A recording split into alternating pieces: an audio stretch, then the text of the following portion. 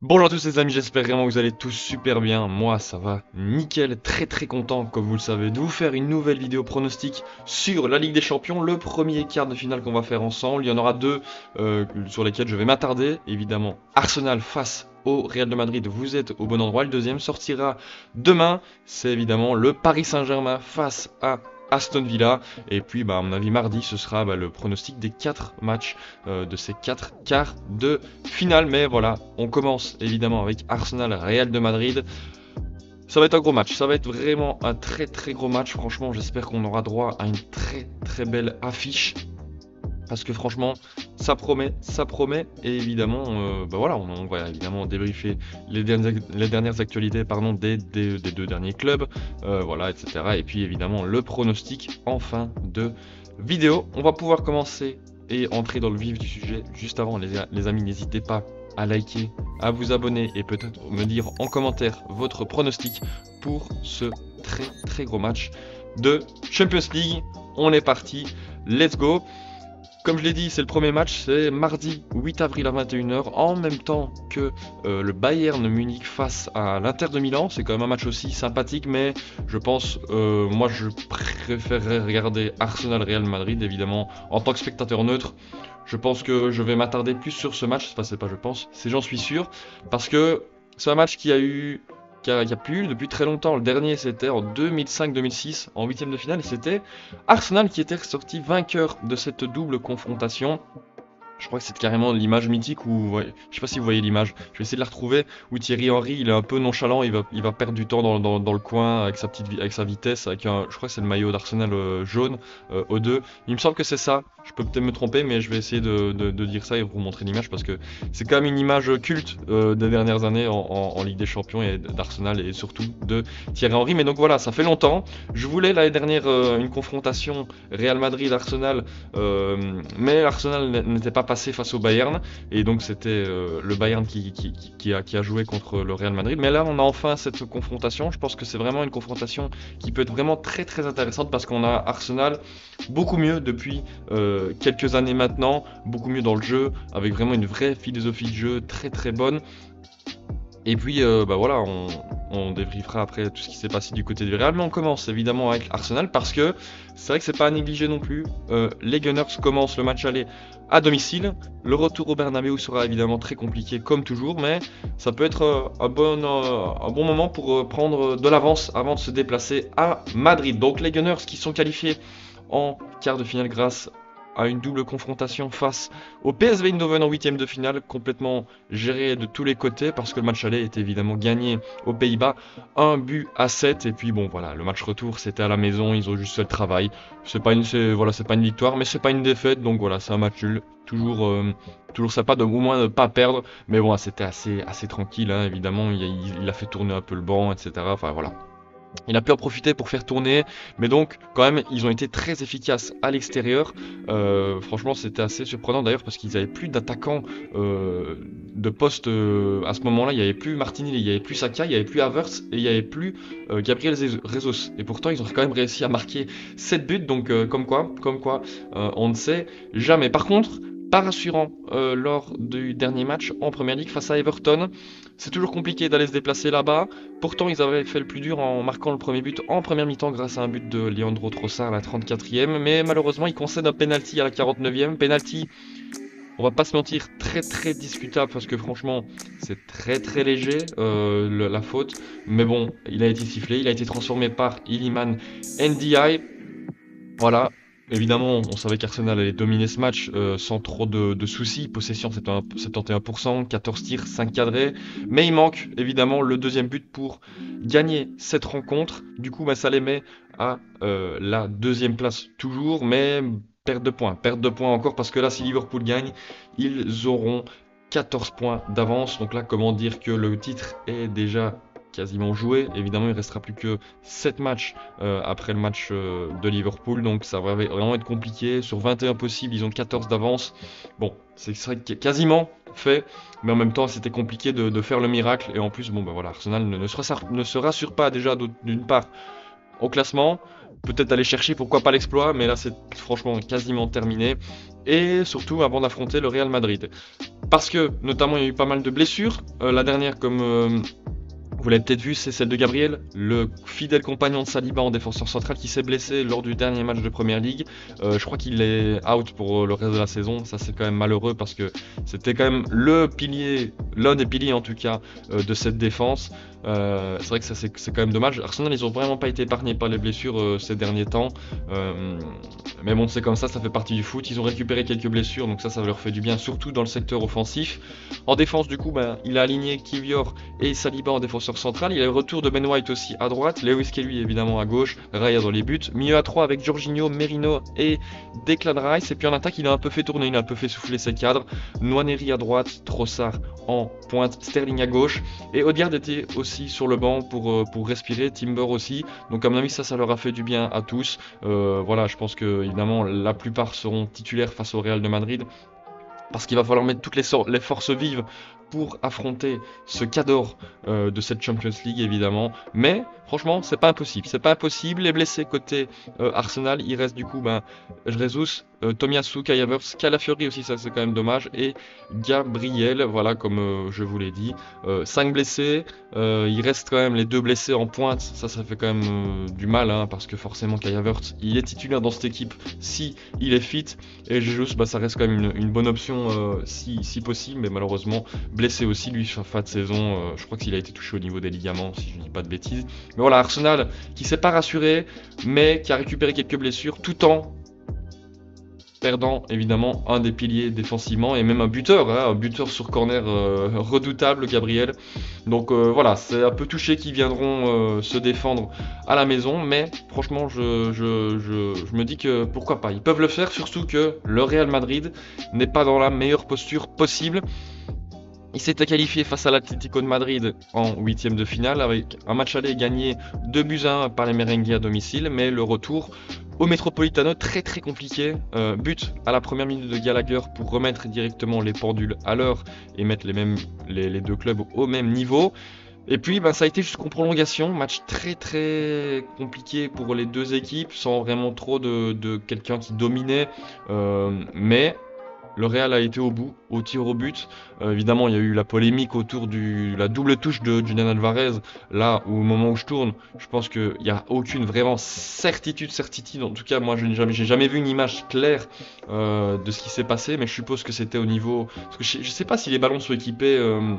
je sais bien que pendant l'Euro c'était le cas, mais d'un petit truc qui, en gros, une espèce de petit détecteur de vibration, et en gros s'il touche t'as un petit pic de vibration. Peut-être que ça a été là-dessus qu'ils ont pris la décision, mais en tout cas on n'a jamais eu l'image comme quoi c'était le cas. Mais en tout cas bon, ça reste le Real Madrid, c'est pas leur plus grand match en huitième, mais ils sont toujours en vie et c'est ça le truc le plus dangereux, c'est que voilà, ils ont encore gagné la dernière Ligue des Champions. Là cette année, ils arrivent à se qualifier par la petite porte, mais ils se qualifient et voilà, ils ont évidemment de quoi faire pour la remporter toujours grâce à leur très très forte individualités. Le Real qui ne s'est pas rassuré non plus face à Valence à domicile, match très compliqué aussi, notamment pour Vinicius qui a raté un penalty, mais Valence qui a bien géré son coup, qui a bien géré son déplacement au Santiago Bernabéu parce qu'ils viennent arracher la victoire à la 90+5. Il y a d'abord eu le but de Diakabi à la 15e. Diakabi d'ailleurs qui a eu chaud parce que il a mis un but contre son camp assez gaguesque, qu'on va pas se mentir, assez fou,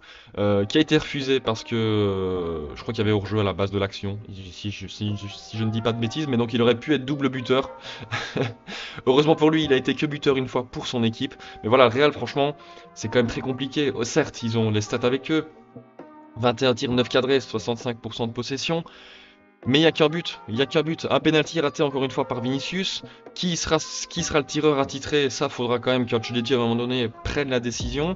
Parce qu'au début de saison, c'était un petit peu les trois. C'était Bellingham, une fois Mbappé, une fois Vinicius, tac tac tac. Là, ça a l'air de tourner un peu plus en la faveur de Vinicius. Malheureusement, ça fait 2 fois qu'avec le Real, il tire et il les rate les 2 dernières fois. Donc c'était déjà aussi face à l'Atlético de Madrid lors du match retour. Donc, compliqué. Il y aura évidemment ce petit réglage à faire. Et le Real qui, heureusement, ne s'est pas fait punir autant ce qu'ils auraient dû, parce que le Barça a fait match nul face au Real Betis, donc ils n'ont que, entre guillemets, 4 points de retard. Il y aura évidemment le Classico qui sera déterminant dans la course au titre, mais quand même, ils perdent encore un petit point. Ouais, ils ont encore un point à rattraper en plus sur le FC Barcelone, et quand même, l'Atlético, s'ils gagnent, ils reviennent quand même plus qu'à 3 points de merengue, donc attention, attention, le Real quand même qui... Voilà, n'est pas très satisfaisant, qui se repose sur des très très grosses individualités cette saison. Défensivement, on connaît leurs lacunes. Et franchement, ça risque quand même d'être compliqué d'aller se défaire de cette équipe d'Arsenal. Parce que il y a aussi des blessures côté Real, il y a eu des nouvelles, etc. Il y a eu les deux gardiens aussi qui étaient blessés ce week-end. Donc c'est un petit jeune, c'est Nico Gonzalez, je crois. Le prénom, je ne suis pas sûr, mais je crois que c'est Nico Gonzalez qui était titulaire, 19 ans, qui a remplacé du coup Lunin et Thibaut Courtois. Grande première, malheureusement, c'est pas la première rêvée, mais bon, ça arrive comme ça à tout le monde. En défense, il y avait Fran Garcia à gauche, Rudiger et Tchouaméni en défense centrale, Vasquez à droite, au milieu, Modric avec Valverde, à droite, milieu droit, Brahim Diaz, milieu gauche, Bellingham, et puis devant, Mbappé, Vinicius. Rodrigo était sur le banc, Arda Güler sur le banc, Hendrik, Camavinga sur le banc, Asensio aussi, Raúl Asensio qui a été mis au repos, et Alaba aussi qui avait fait un match très bizarre face à la Sociedad en Coupe du Roi, pas un match très satisfaisant, donc il a été mis sur le banc par Ancelotti, il est rentré. Mais voilà, le Real qui, comme je l'ai dit, ne rassure pas, qui n'est pas le Real d'antan, mais qui en Champions League peut tout faire, C'est assez dingue, mais voilà. Alors ça paraît, j'ai vu de Ceballos incertain, moi j'y crois pas trop. En tout cas c'était selon Ouscord. Après avoir évidemment, peut-être que j'ai des infos qu'ils ont des infos que je n'ai pas, mais j'ai essayé de chercher, etc. Je pense vraiment pas qu'il sera, en tout cas sur le banc, ça m'étonnerait très grandement. Je pense que son retour c'est dans 2-3 semaines. Minimum. Thibaut Courtois peut-être lui sera titulaire, en tout cas je sais bien que Lunin était sur le banc face à Valence, donc normalement il devrait être titulaire si Thibaut Courtois ne l'est pas, n'est pas encore remis de sa blessure, et sinon les trois autres blessés, Ferland Mendy, j'ai vu ça, ouais, donc encore en avis 2-3 semaines il me semble, Militao et Dani Carvajal. Voilà, on est au bout des dernières actualités. Maintenant on va partir sur les composition, je vais mettre juste ça en plein écran. Et donc, compo d'Arsenal, je pense qu'évidemment le trio offensif ce sera Martinelli avec Saka. Alors la grande question c'est est-ce qu'il continuera à mettre Merino en tant que neuf, évidemment faux neuf, hein, c'est un milieu de base, mais on sait quand même qu'il a un très bon jeu de tête, donc il peut quand même être intéressant dans la surface. Ou alors est-ce qu'il privilégiera Trossard en pointe, en tout cas une pointe beaucoup plus mobile que Merino. À voir, en tout cas le milieu je pense qu'il n'y a pas trop de questions à se poser, peut-être Partey évidemment à la place de Jorginho, mais il y a un beau trio, ils s'entendent bien, ils ont des bons automatismes, donc je pense que ce sera le trio au milieu. Peut-être que Partey il sera peut-être défenseur central, c'est peut-être une carte à jouer aussi pour Arteta. Il me semble qu'il a déjà joué à ce poste cette saison ou alors l'année dernière, donc pourquoi pas si Kiwior ne donne pas satisfaction pendant la semaine d'entraînement, on ne sait pas évidemment. Lewis Kelly à gauche, Timber qui retrouve son poste d'arrière droit, ça je pense que c'est quasiment garanti. Donc c'est quand même une équipe qui a une belle tronche, comme on dit, une belle gueule, pour être plus vulgaire, mais voilà, évidemment devant il va falloir retrouver tout son potentiel. Saka qui revient de blessure, mais il a quand même marqué lors du dernier match, donc il est revenu, ça lui a fait du bien. Martinelli qui n'est pas aussi déterminant qu'il y a par exemple 2 saisons, mais quand même qui peut apporter du danger, surtout sur un Vasquez qui est un peu mis en doute, hein, qui n'est pas non plus le meilleur défensivement. Donc peut-être que ça passera de ce côté-là, ou du côté de Saka, parce que forcément Fran Garcia non su, comme Mendy est blessé, Fran Garcia sera sûrement titulaire. Je n'ai plus de Fran Garcia c'est le numéro 20, on va le mettre directement. Donc peut-être que ce sera le cas, il faut voir évidemment sur quel côté ils vont attaquer, qui aura la possession. Je pense que ce sera Arsenal, surtout lors de ce match à domicile, mais voilà, on verra bien. Il y a quand même des options aussi devant. Il y a évidemment Nwaneri, hein, le petit jeune de 17 ans, hein, Nwaneri qui est quand même très très bon pour un petit jeune. Donc ouais, il y a des options pour Arsenal. Il va falloir évidemment être très très juste, surtout dans le dernier tiers, parce que le Real, ils vont laisser des occasions, il y aura des occasions forcément, donc il faudra en profiter pour Arsenal. Il faut en tout cas mettre déjà de l'avance pour se maximiser les chances de qualification lors du match retour au Bernabéu. Côté Real, alors Ancelotti, pour une fois, il n'a pas mis les 4 superstars devant, parce que Rodrigo était sur le banc lors du match face à Valence. Il y avait évidemment Mbappé, Vinicius et Bellingham. Moi, franchement, hein, après, je suis peut-être personne, évidemment, je pense que, voilà, bon, mon avis compte peu, en tout cas, pour Ancelotti, bah, j'en suis sûr. Mais pourquoi est-ce qu'il retente pas la compo de la saison passée qui avait tellement bien marché avec un Bellingham dans un rôle plutôt offensif, qui avait montré de très très belles choses et qui montre toujours qu'il est toujours présent au niveau statistique quand son équipe a besoin de lui. Il est très très déterminant. Avec franchement un milieu, s'ils sont pas à 4 au milieu, avec la qualité et l'abattage au milieu de terrain, je pense qu'ils vont se faire manger. Parce que ça va être un duel très très intéressant. Alors, la grande question, est-ce que Modric sera titulaire ou Tchouaméni sera titulaire? Ça, je pense que je sais pas trop, évidemment, parce que bah, c'est quand même compliqué. Modric, il y a l'âge, etc. Donc, enchaîner un match de 90 minutes, je pense pas qu'il pourra le faire, surtout face à cette équipe d'Arsenal. Peut-être qu'il rentrera à un moment donné. Kamavinga, c'est pas lui qui donne le plus de satisfaction en ce moment non plus. Il faut voir. En tout cas, la défense, ça, j'en suis sûr que ce sera Rudiger et Asensio. Asensio qui s'est révélé depuis les blessures et là qui continue à faire son petit chemin de croisière. Donc franchement, ça c'est chapeau à lui. Du coup, Fran Garcia sera à gauche, Vasquez à droite. C'est là surtout, je pense qu'il y aura de l'espace. Peut-être que Valverde pardon, ira surtout aider Vasquez et du coup peut-être Modric aidera un peu Fran Garcia pour faire éviter d'avoir un contre 1, voire deux contre 1 si Timber ou Lewis Kelly montent. Mais en tout cas, moi je conseillerais à Ancelotti pour gagner ce duel au milieu de terrain qui sera très important. Surtout face à Arsenal qui vraiment priorise un jeu dans le camp de l'adversaire avec une maîtrise du ballon et où le déclenchement des très grosses actions se fait par ce milieu de terrain, par évidemment la patte d'Odegaard qui retrouve son ancienne maison. Et voilà, je pense que ça va vraiment être très intéressant. Est-ce qu'il du coup remettra quand même son quatuor d'attaque? Peut-être, mais franchement ça va être. Ouais, franchement c'est une question, je pense que ça doit pas être facile non plus pour Ancelotti de contenter tout le monde évidemment, mais je pense que ceux qui doivent contenter le plus, ça reste les supporters, même si ça signifie qu'il doit bah, enlever un des quatre. Je pense qu'il aura plus de structure et plus de cohérence dans son jeu en ayant peut-être un homme de plus au milieu de terrain qui permettrait d'avoir moins de travail pour la défense. Peut-être, je dis ça comme ça, mais après peut-être que je peux me tromper. On verra bien sur quoi il part.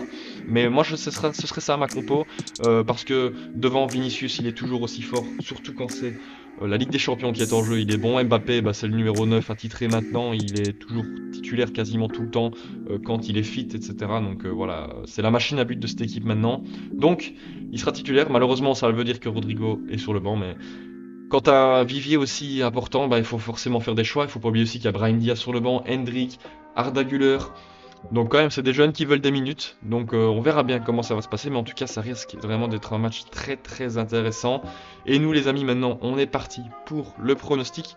Juste avant, évidemment, on va partir sur les cotes. Arsenal qui est à 2,38, donc est quand même favori à domicile. Le nul, pardon, à 3,25. Et le Real Madrid à 3,10.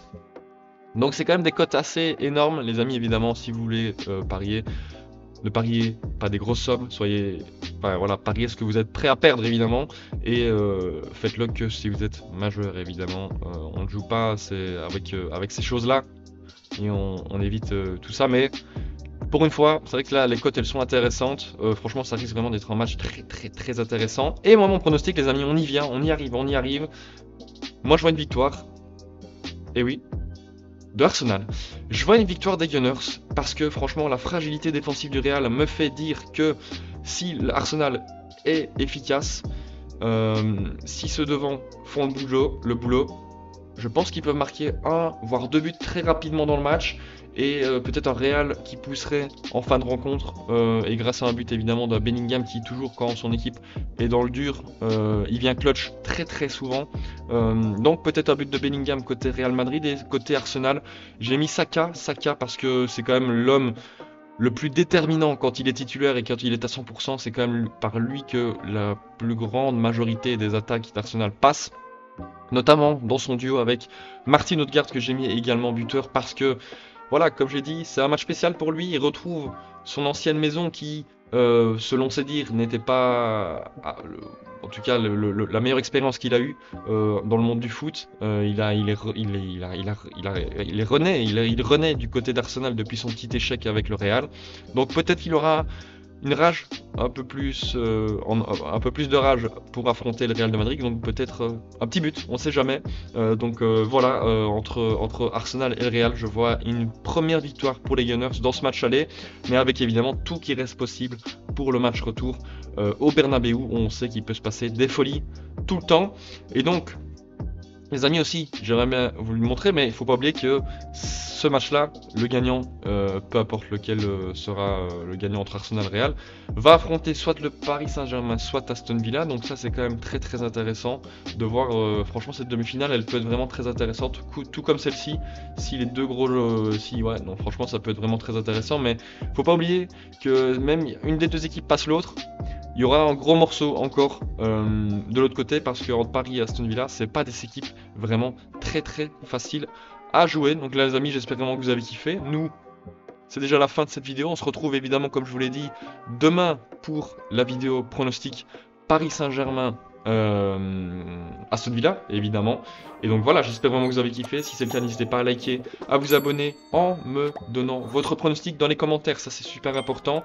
Et voilà, franchement, dites-moi peut-être pourquoi vous mettez un tel gagnant ou match nul, etc. Donnez-moi un petit peu vos avis. Et évidemment, voilà, on en discutera peut-être, on en débattra dans les commentaires et peut-être dans les prochaines semaines si tout se passe comme vous l'avez prévu ou je l'ai prévu, évidemment. Voilà, j'espère vraiment que vous avez kiffé. On se retrouve très très bientôt pour une nouvelle vidéo, les amis. C'était Bencher. Ciao, ciao.